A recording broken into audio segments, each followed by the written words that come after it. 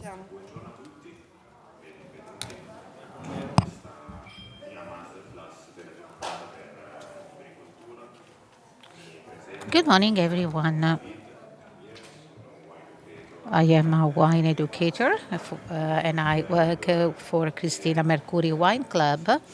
And I am a wine distributor, wine selector, and I have worked a lot with restaurants. And I'm here to provide you an overview of some of the excellent wines that Confagricoltura had the pleasure to select. To present to you and also to present to the international players. Confagricoltura is attending for the third time, and so we are present with additional master classes also this afternoon. There will be more tastings with the Confagricoltura, and this afternoon I will be with you at 6 p.m. and there will be other colleagues who will take care of the other tastings. In this masterclass, we will travel to various areas and excellent winemaking areas of Italy, the different styles, different varieties, and also many indigenous varieties specific to some specific areas, as we will see. And we will start off. It's always great to start this way from the bollicine, the sparkling wine, then some red wines, white wines, then red wines, and then we will have a sweet wine in the end to share with you the different characteristics of Italian territories that also abroad can showcase what we are able to do in Italy and what our land can offer, together with our know-how and our cultural wine and winemaking culture and tradition. So let's start from this bollicina, from this sparkling wine. Given the time of the day, I will use my speed tune, but of course it's up to you to do that or not. It's no problem. It's up to you. We also have here in the hall one producer, the Monzio Compagnone, who would like to give you a short introduction, and then we will taste his wine. Thank you very much for your presence, and thank you for your invitation. My name is Peter. I am the sales manager of Muzio Compagnoni Franciacorta.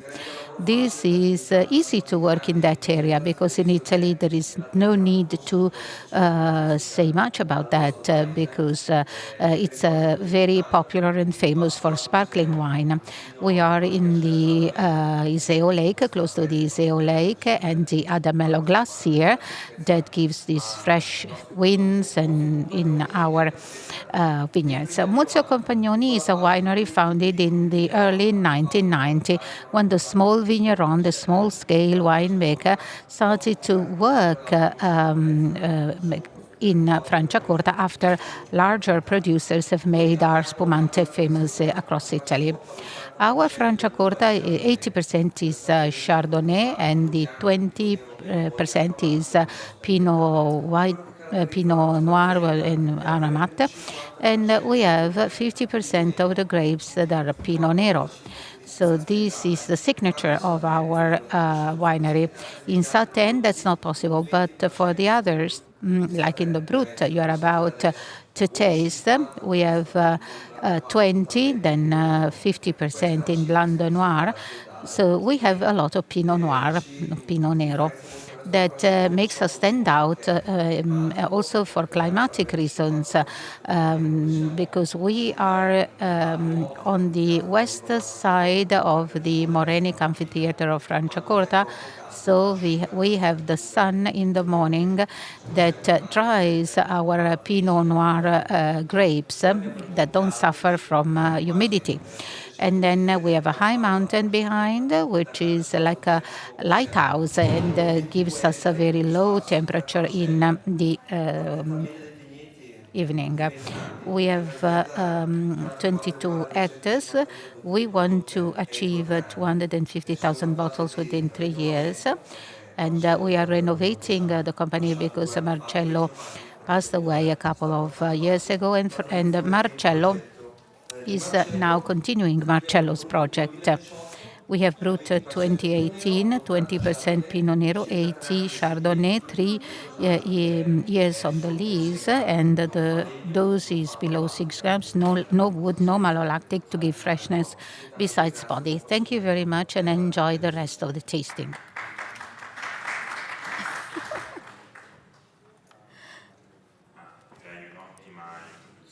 Great introduction also to understand the style of this winery. Of course, Franciacorta, since we have also some guests from abroad, Franciacorta is in the eastern part of Lombardy. We are still in Lombardy, close to Iseo Lake.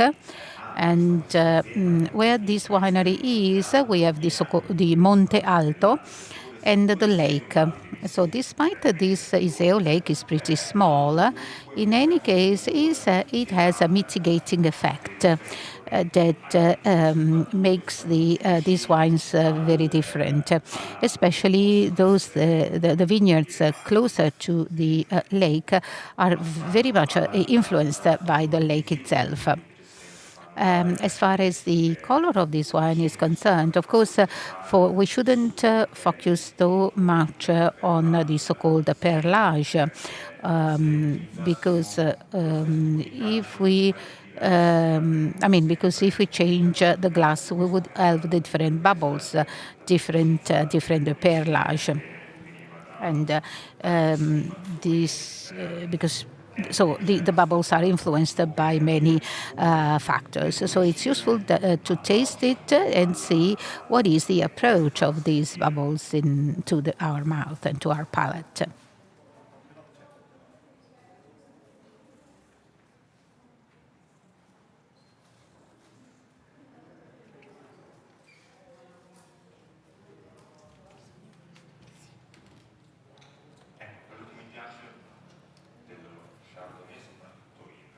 What I like about Chardonnay from Franciacorta is the creamy attack. The creamy attack in the initial part of the palate. I taste wines based on their structure. In the initial part of the palate, it is large. So it has the acidic part at the beginning of the mouth, and the bubbles, which are very creamy, are very soft and delicate, but then it dampens its acidity that we keep perceiving because we keep salivating, and it doesn't undergo malolactic, and malic acidity is quite significant. And something else I like is the Pinot Noir attack at the end of the palate. So that part that is a bit fleshy, more full-bodied. So that's certainly because of Pinot Noir, which, despite it's below 6 grams, since it's a brut, doesn't give us the sugary part, which is important. And I think that in Italy we have very low doses, and that's not true for the foreign markets. However, there are pros and cons in this respect. And certainly the evolution potential is affected by that, because in many studies the evolution is based on the sugar content. So after dégorgement, after disgorgement, this can contribute to the creation of more aromatic compounds, and therefore increases the aging potential. So having a spumante that maintains residual sugar, which is present, though pretty low, that allows the wine to evolve without becoming heavy, such that the sparkling wine can be used as an aperitif. So with simple dishes, simple food, maybe creamy cheeses, not structured, unstructured food is definitely a great plus. Of course, anytime feel free to ask me questions and tell me, for instance, if you like it or not. I'm open to also to any objections. Do you like it? Do you like it? Well, I see someone nodding and saying yes. Someone saying yes, so I'm very happy about that. Now I would move to the second wine. There should be the producer online, Tenimenti Grieco, I think.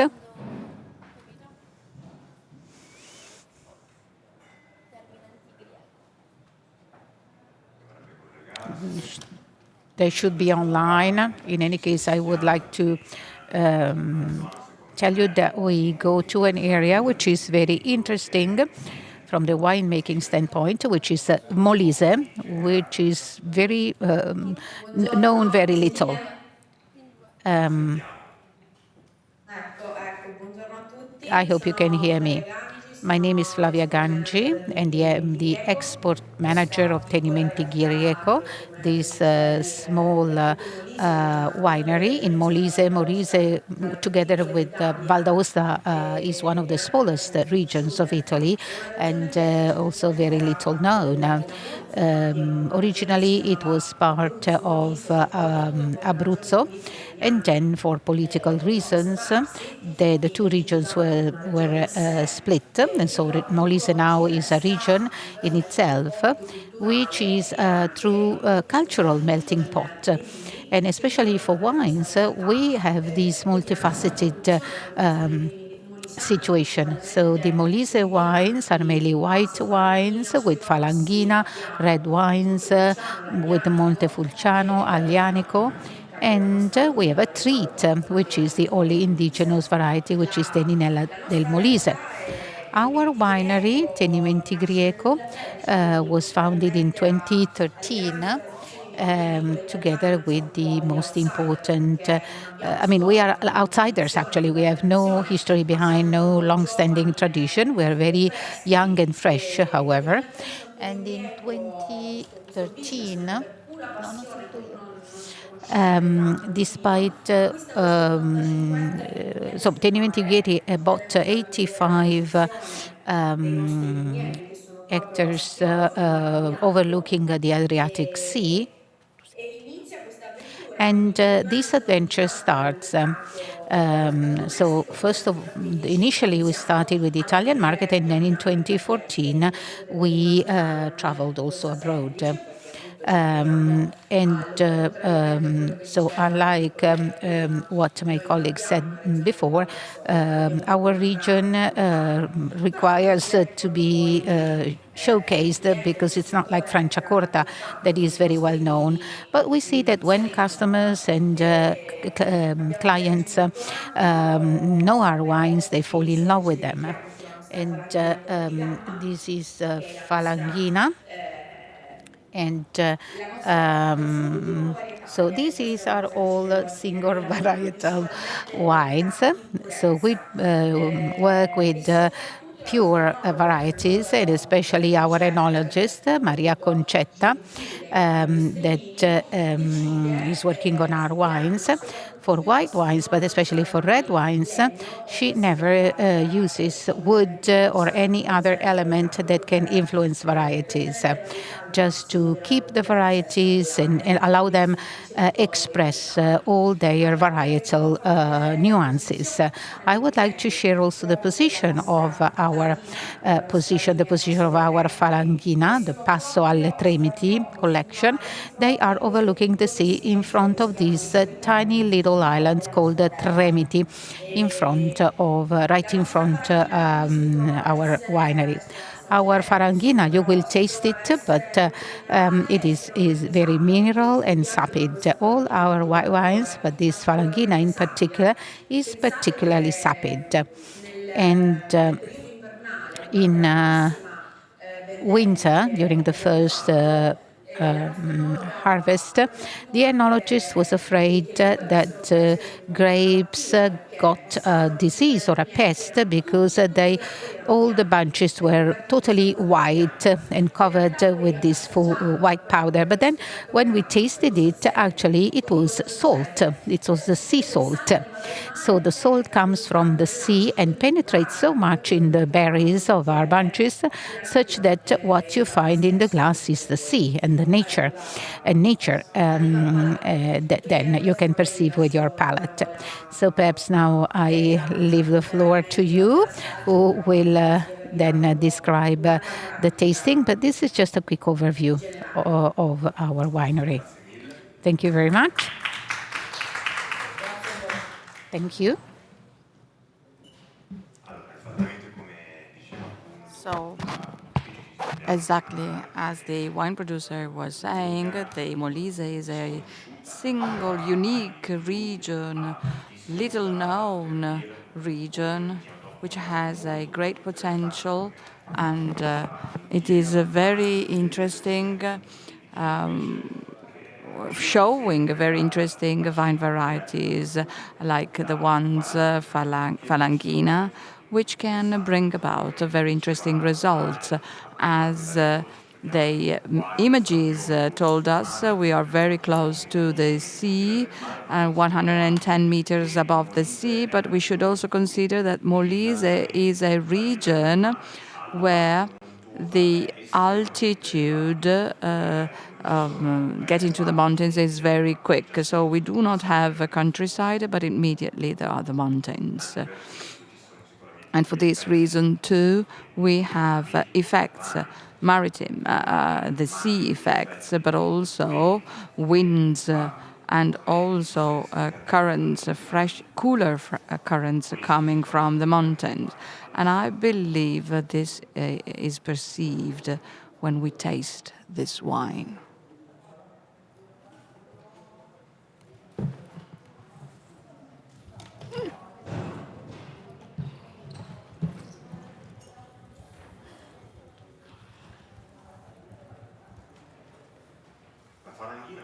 Well, Falangina, as a vine variety, is better known in the Campania region, from Benevento, Flegrea, Falangina, and it also features this specific characteristic. So despite this warm approach, it is very acid, so very high acidity level, and therefore we have a very hot summer seasons in this region, and after tasting you continue to perceive this high acidity with a sapid approach, extremely sapid approach, and in fact we may recall it as one of the most interesting examples come from the volcanic area of the Campania region, where this characteristic is considered as a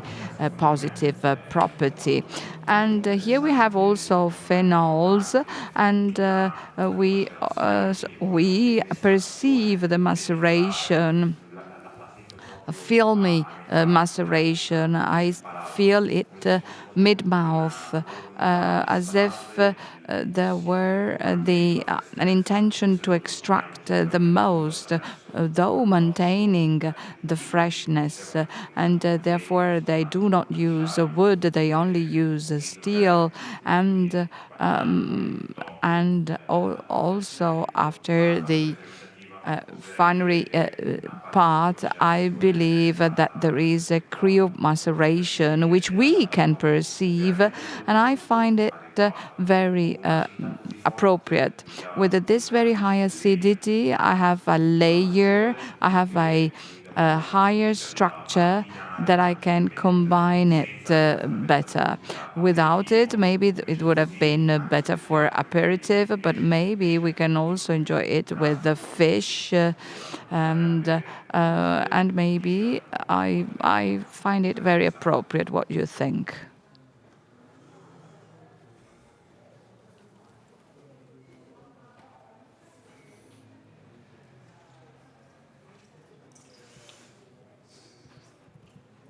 A livello aromatico ovviamente Parachina poi tende a essere So, from an aromatic perspective, Falangina features this floral part, and normally I focus on the texture most because this is where the vine varieties express themselves the most. But also with regard to the aromatic part, it's not uniform. It is very varied.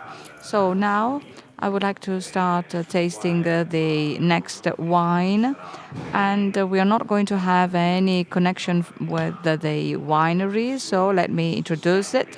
So now we are in the Campania region, and we have two wines, white and red, by Marisa Cuomo, a winery that is located on the Amalfitan coast. And this is a wonderful territory, also from a tourist perspective. Furore seems a strange name, but this is the name of a municipality. It is the name of a denomination which has been developed by a consortium acquired by Alessandro and his wife Marisa Cuomo. They developed their own label and a winery. If you go there, this is a very wonderful winery located in these tunnels of rocks. And since the very beginning of the 80s, they started gradually to implement innovation, but still maintaining maintaining local vine varieties. And in fact, the white wine, the first that we're going to taste from this winery, they only use local varieties, Riboli 40%, and Fenile and Ginestra. So these vine varieties are almost unknown for the rest of Italy because they are only grown here in this region. So they are unique varieties, and they are very close to the sea. And obviously we are in the Campania region, so talking about the opposite part of the coast, so therefore the exposure is different. And the peculiarity here is the fact that since everything is so steep and terraced, in order to maintain the freshness for the wines, they keep the pergolas. And this method has been criticized a lot because of the low use of mechanization. But mechanization is still possible, but they continued using this method. And with the climate warming, this is very useful because the pergola covers the area, so plants cover and therefore the fruits are maintained and the freshness is maintained to the best level possible. And in barrique, so the wines are fermented in barrique barrels with a little bit of badumage, but not too much. And with regard to this, they presented fjord the Fiorduva 2020. They just marketed it, and the freshness is so beautiful indeed. So let's taste it.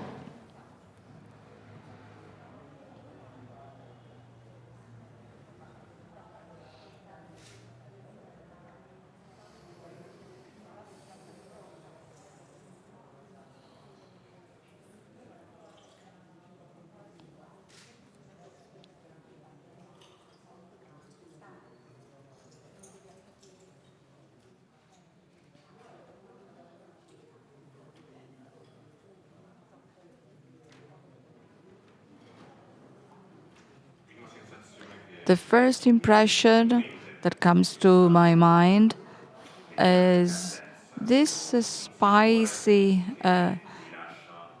note that remains throughout the entire acid trait. And again, I also have this white herb at the end of the mouth and this enlargement in the mid part of the mouth, this additional body. And this is also given by the woods because they use French oak, and of course, this releases exactly this, but however, I don't find it overwhelming, the wine, but it integrates, according to me, in a perfect way.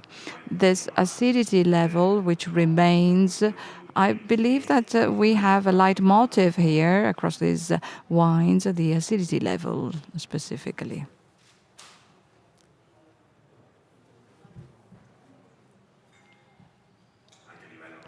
Also, aromatically, this spice remains, this white herb remains between vanilla and saffron, and there is a fruity note.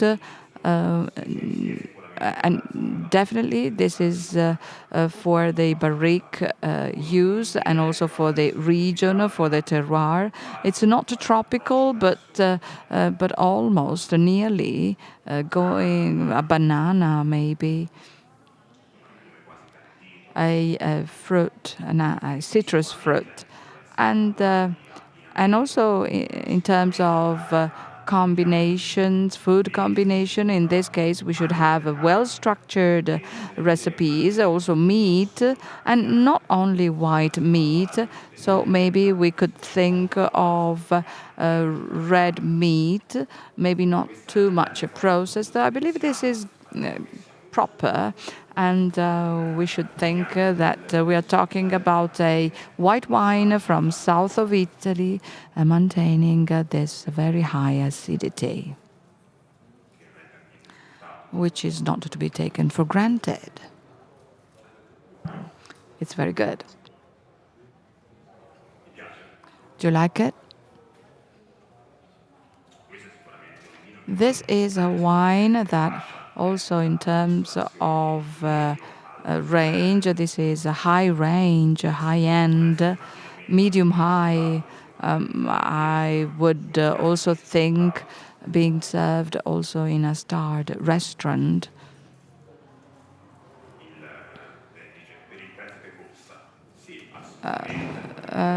Well, this is yes, the price is well, the wine is rather pricey, yes, but I believe it's worth it. Also for the whole work behind, so the terraced area. So Della Festa. This is the wine, the name of the winery. So we will taste Ravello red wine 2018. This Ravello is another municipality on the Amalfitan coast, and we may consider it as a so if you consider here Amalfi and Furore, maybe here this is more inland, and we have Ravello and Scala. and we have these varieties, vine varieties used for this wine. So we have Piedi Rosso, 80%, and Aglianico for 20%. Aglianico is better known as abroad as a vine variety, the Barolo of South. So for the aging ability, maintaining the texture, full-bodied and tannin, strong and very strong tannin. Piedi Rosso is a variety, a niche variety, little known. Piedi Rosso is a curious name. It derives from the fact that also when after maturation, the grapes tend to become reddish, and this is reminiscent of the dove feet. Piede Palumbo is exactly the name of, in dialect, the same meaning. And the wine is tendentially fruity, but softer and sweeter. And therefore, the blend can bring about both the benefits of the variety, so this softness of the Piedi Rosso, and tannins and texture like the Aglianico. So let's taste it.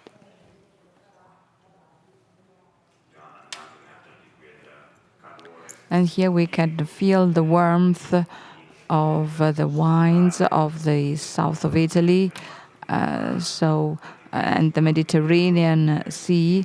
And also here we have a French oak, barrique, both in the fermentation stage and in the blending stage.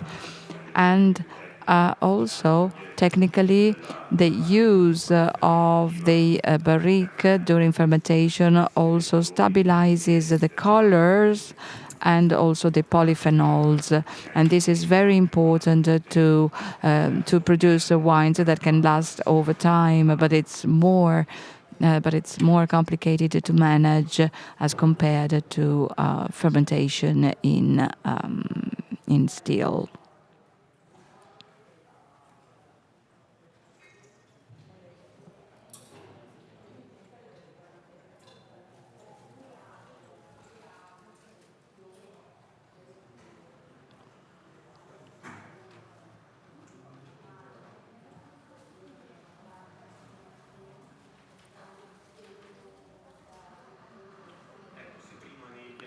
So if before with the white wines and with the bubbles, we concentrated on the acidity. When we taste the red wines, the most important component is the tannins, and starting from there, we have the meaning and the specificity of the varieties.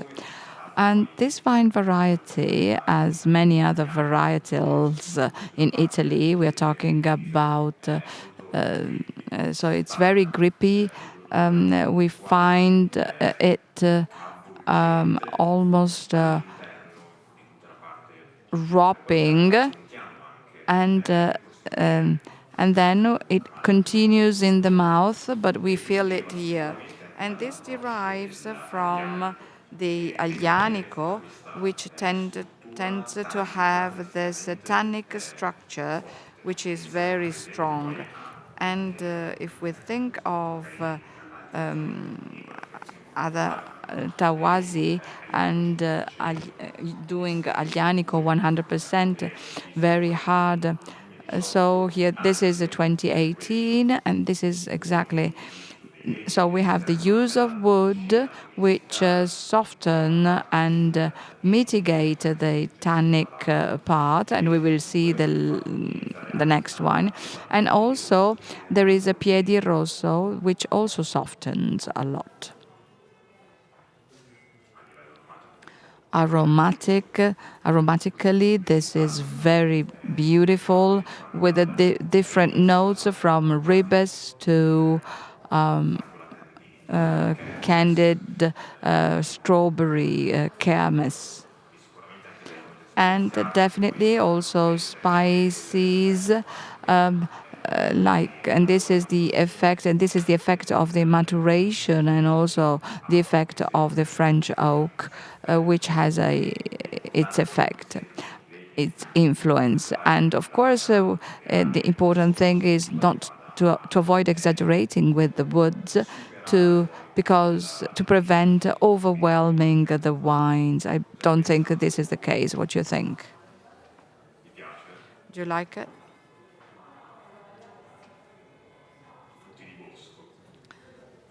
Wild berries, yes, yes.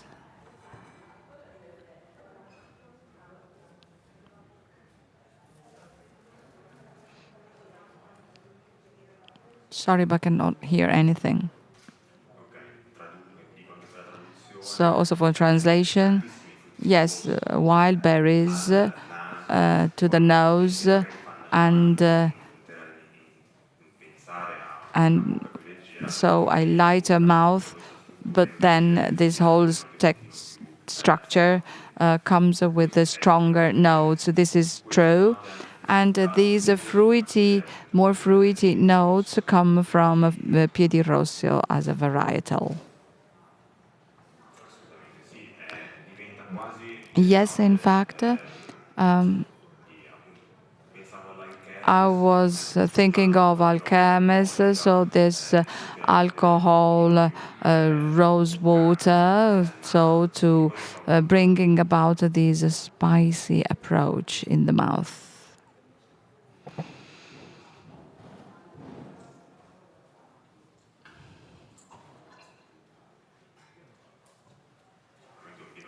Definitely, this wine, well, in order to be appreciated, we need full-bodied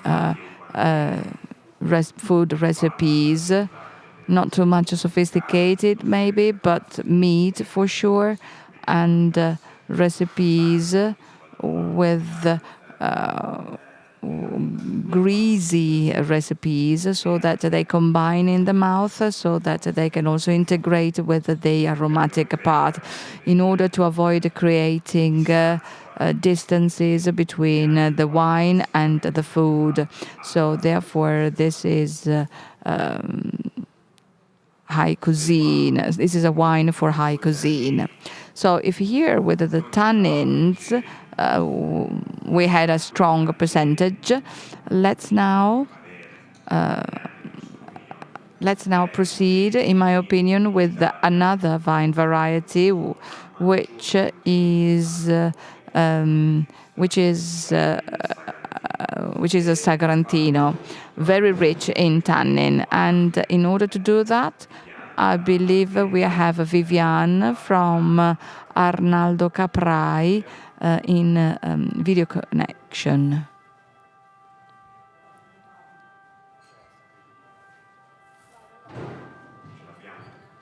Do we have her? Arnaldo Caprai, the winery. Good morning.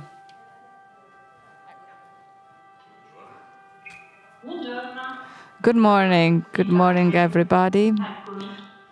Here I am. From Umbria, Arnaldo Caprai. Yes, a very brief introduction of our winery. We are a small winery, so we do not have the beneficial influence of the sea, because we are in the Umbria region, which does not have the sea. We have hills, we have mountains, and we are on the hills of the Umbria region. The winery last year celebrated 50 years of activity, very important for us.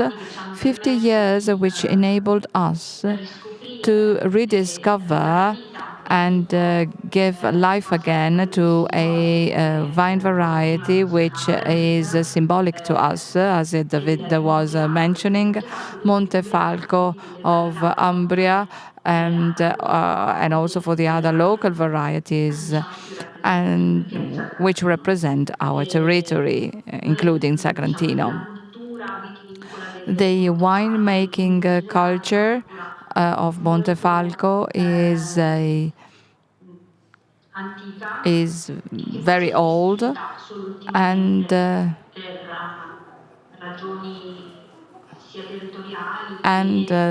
it and this has grown over time. In addition to Sagrantino, we have Gecretto, white Gecretto or Sangiovese, but for sure Sagrantino is the most representative variety.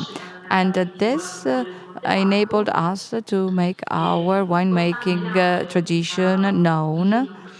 And using the Sagrantino variety, we could make it clear that this Sagrantino has these polyphenols, very strong polyphenols, and with multi-layered, which enables us to appreciate a wine with a strong power in terms of structure and also aging potential. And I was talking with a colleague of David, and she was mentioning an episode 10 years ago and of a British specialist who was carrying out on the benefits of tannins and polyphenols on our health, on human health. And he wrote a book, The Wine Diet, and he explains the benefits of these parts of the wine. So the wine is healthy, and this is good news. And so this is not only an excellent wine, but it's a healthy wine.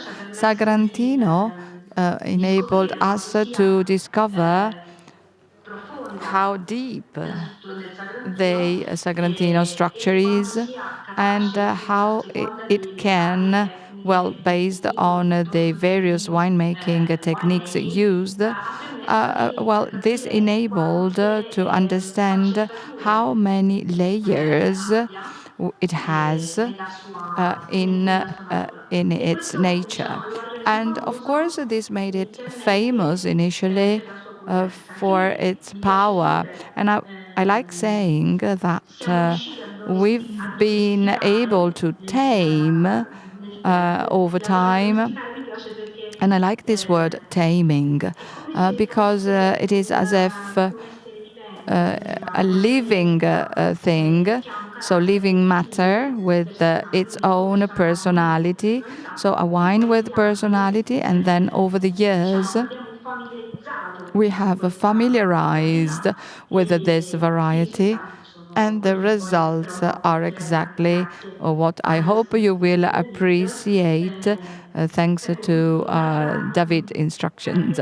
And another characteristic that I like mentioning, so I was not born in Umbria region, but I moved here many years ago, and I'm a senior at Arnaldo Caprai. And here the people are a little bit dark, a little bit like a Sagrantino, but approaching these people, then you find great generosity, a big heart as Sagrantino. So I like this comparison because the Sagrantino may seem a little bit shadowy and dark, but this is not. It's generous with a very strong and exceptional personality. So now I would like to return the floor to David for the technical part. Thank you. Thank you.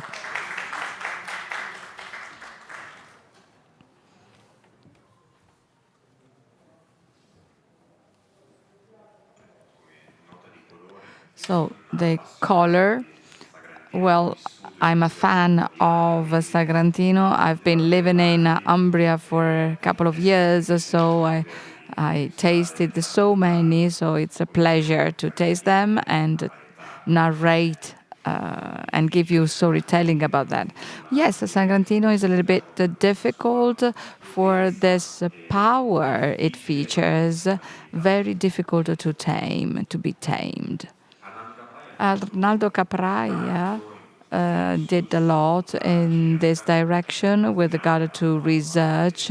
We should consider that it worked also with Michel Roland, not only because by the initiative of Arnaldo Caprai, but because Roland wanted to research this variety, which is only present in Umbria, 90%. So 90% of the Sagrantino variety is present in Umbria, in the Umbria region. And in order to find a way to make it sweeter, make it, let's say, more drinkable, to make maybe the best expression would be to make it better harmonic in all of its structural elements. It needs wood, it needs time, it needs long fermentation and the right temperature in order to avoid excessive extractions and also to maintain the typical approach of the variety, the typical note of the variety. So if you have already tasted it, you can understand how much structure, how much exuberance it features in the mouth.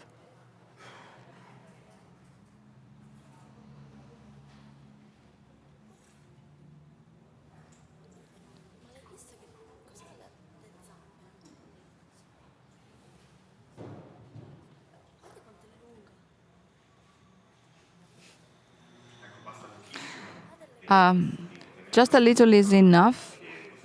Keep it very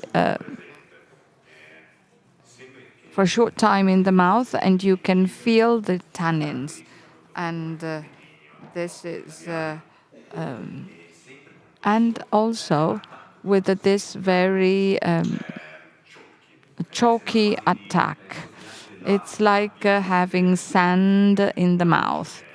And this is very typical of this variety, and this reveals the polyphenols and the tannins, which are so much important here. So much important that it also comes with an evolution estimated in tens of years.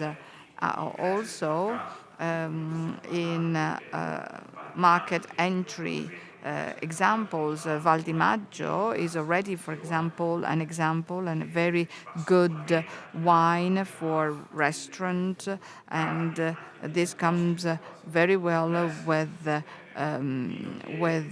meat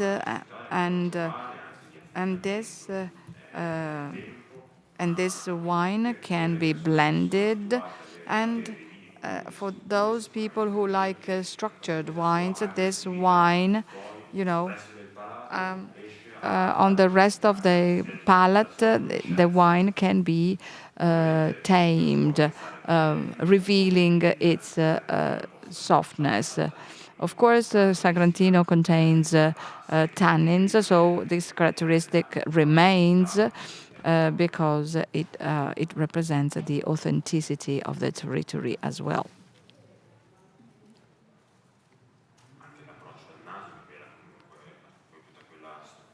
At the nose, we have the same, the structure, and also this fruity approach, very dried, mature. This is very present. And here we are talking about the plums. We find the plums, prugne, dry plums remaining very persistent, long in the mouth, and you have this sensation of having, again, plums in the mouth for a long time.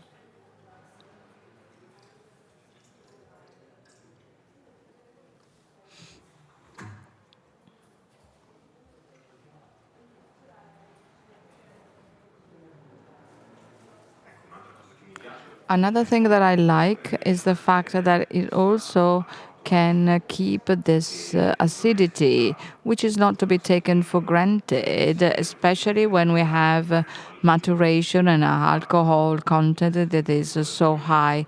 I do not remember, but I believe this is 14.5, 15 degrees, but that acidity allows to maintain freshness.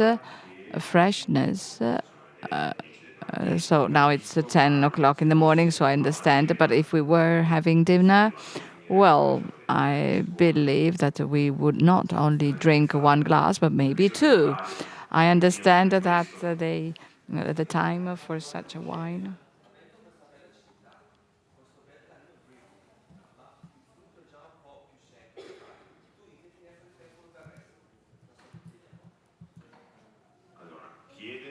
So, for translation, so having this acidity, so grippy tannins, and this dried fruits, what is the time window can this wine have for drinking? Well, out of this bottle, I have drunk wines which were 10 years old, but they were still fresh. I also drank others, wines 15, 18 years old, very normally. Only once I went with 20 years, over 20 years of aging. Well, of course, the experience was good. The approach was different because the intensity of the tannins was reduced, becoming silkier. The structure remains, but the approach of the fruit is less intense, but still present. And in its complexity, structure, acidity, and tannins the structure is maintained. So with the phenols, polyphenols, the tannins, and the aromas are all contained. So with an evolution time which is very long. So I believe that if I drink this in 10 years, I believe I can still have the pleasure of drinking it. Consistent. Coherent. Yes, it's a coherent wine. Also in its roughness, but still very much balanced.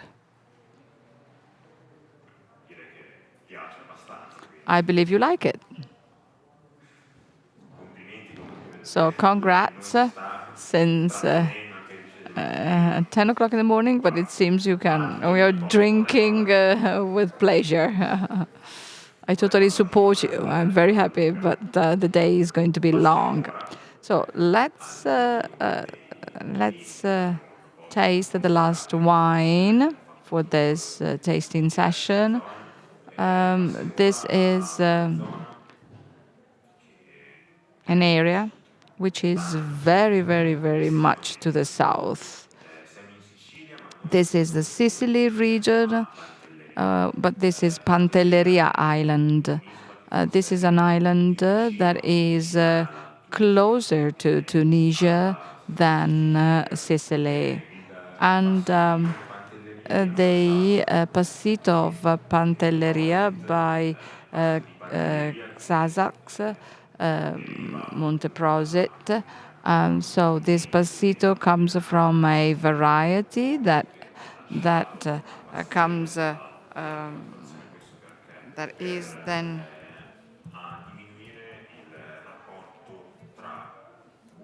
which is left withering.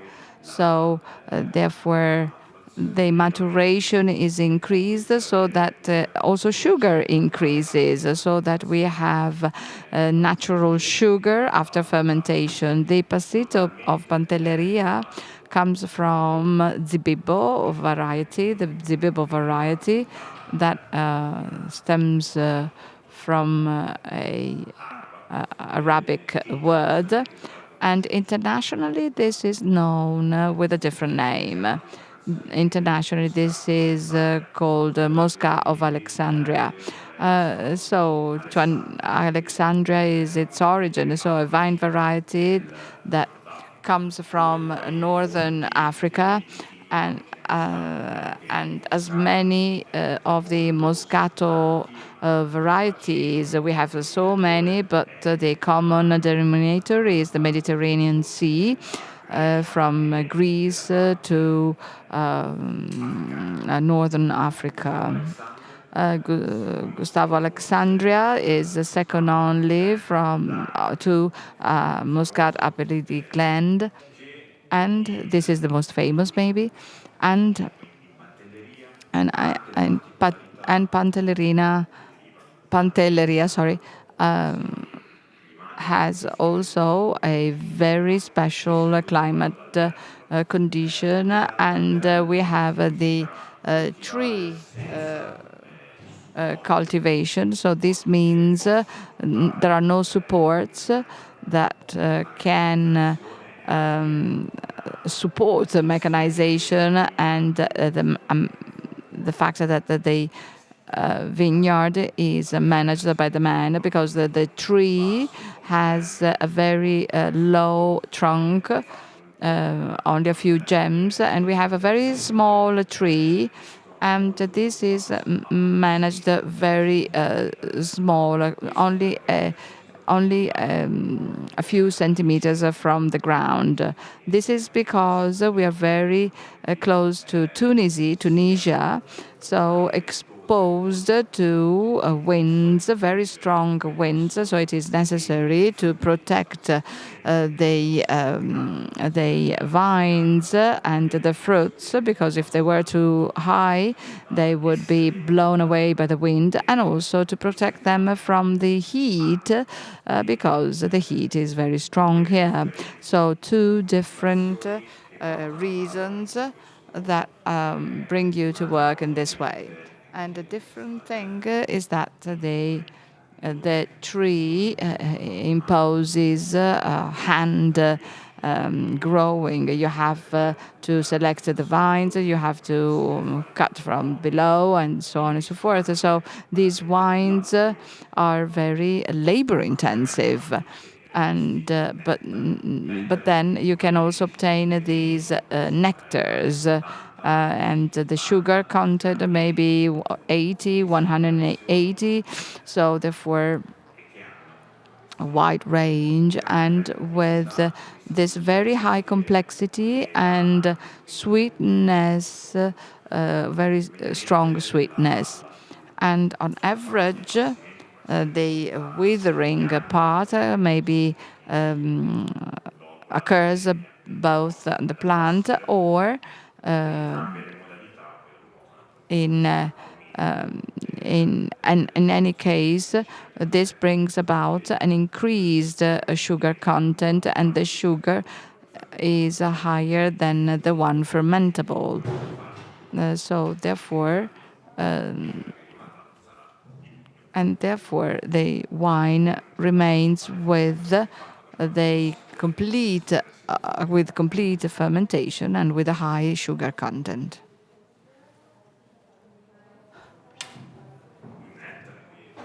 So this nectar is apricot for sure, almost ideal for breakfast.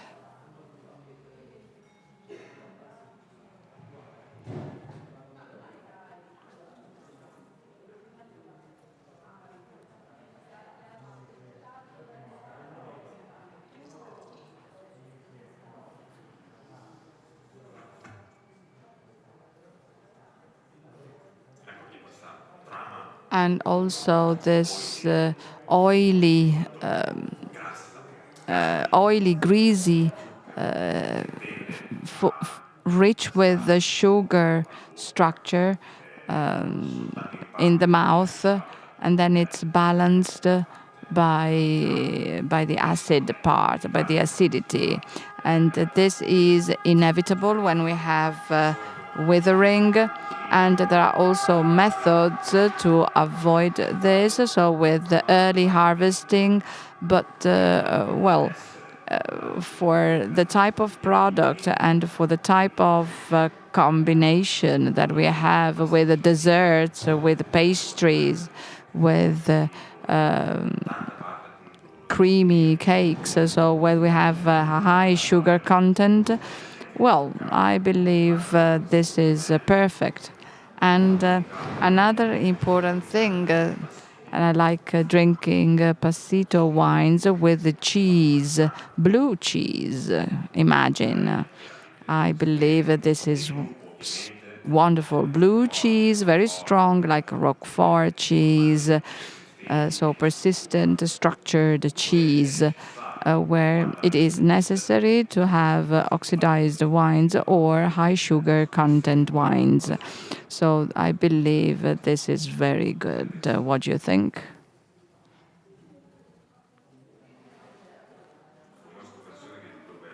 I know people who would drink it also alone. And here we have one.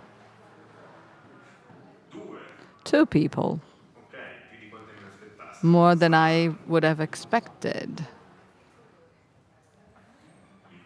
The color is wonderful, and we should consider that Moscato tends to have a note which is not yellow, but slightly orange at the end of the maturation phase, with an increased density of the peel as compared to the juice inside. Well, this color will become even more vibrant, and therefore this color shade, which seems very much orange, comes from this withering phase that releases this heat, this warmth, and immediately this makes us immediately think of the olfactory notes that we have mentioned.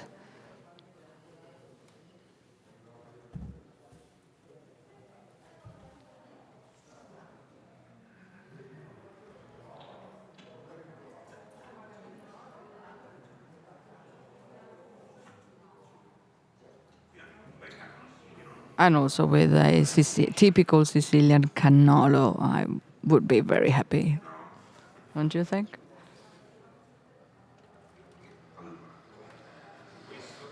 So with this, we have completed the tasting session of these wines. If you have additional questions, I'm here. If also from Tokyo you have questions, I'm here. If anything was not clear enough, I'm here also for that part. If you liked a wine particularly, tell me so that we can talk. And I'm very happy that you liked all the wines.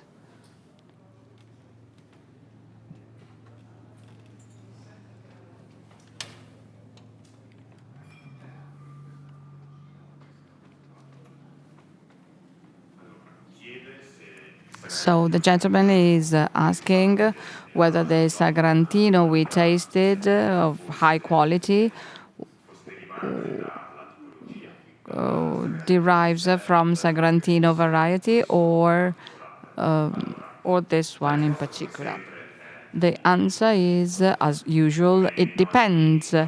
As in every region in Italy, we have wine producers of excellence and also, let's say, wine producers in general.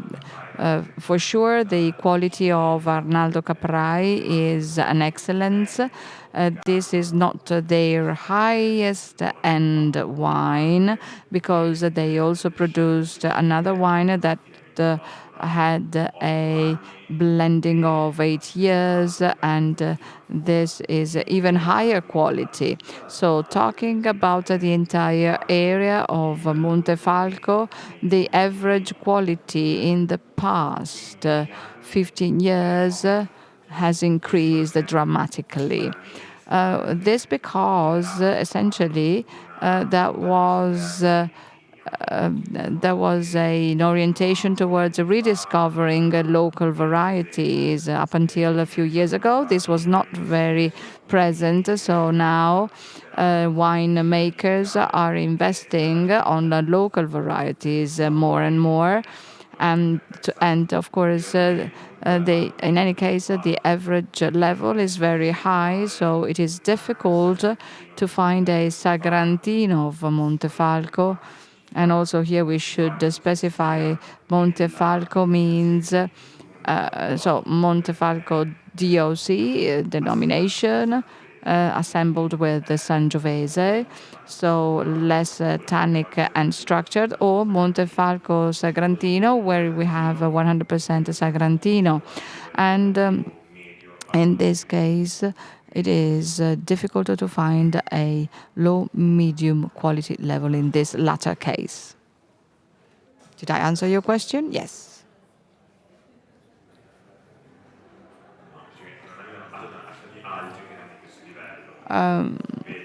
Well, it depends on the producer.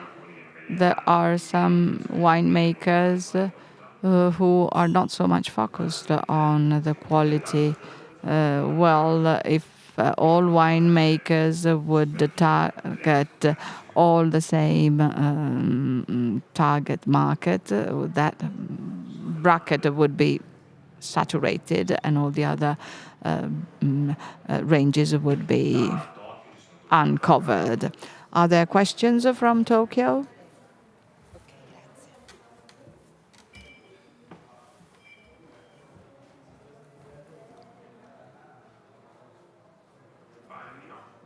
Seems not.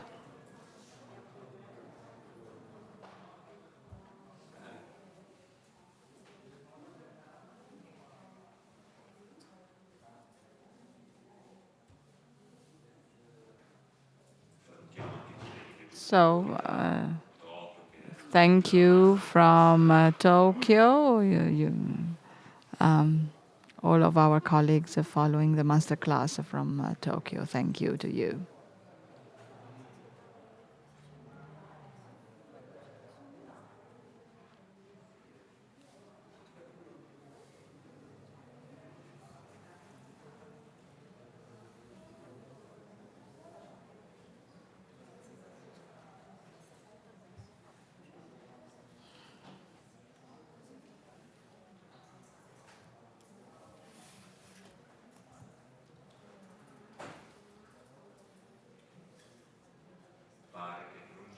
So it seems that there are no additional questions also from Tokyo. So I am available. Don't feel embarrassed. I'm also here for you.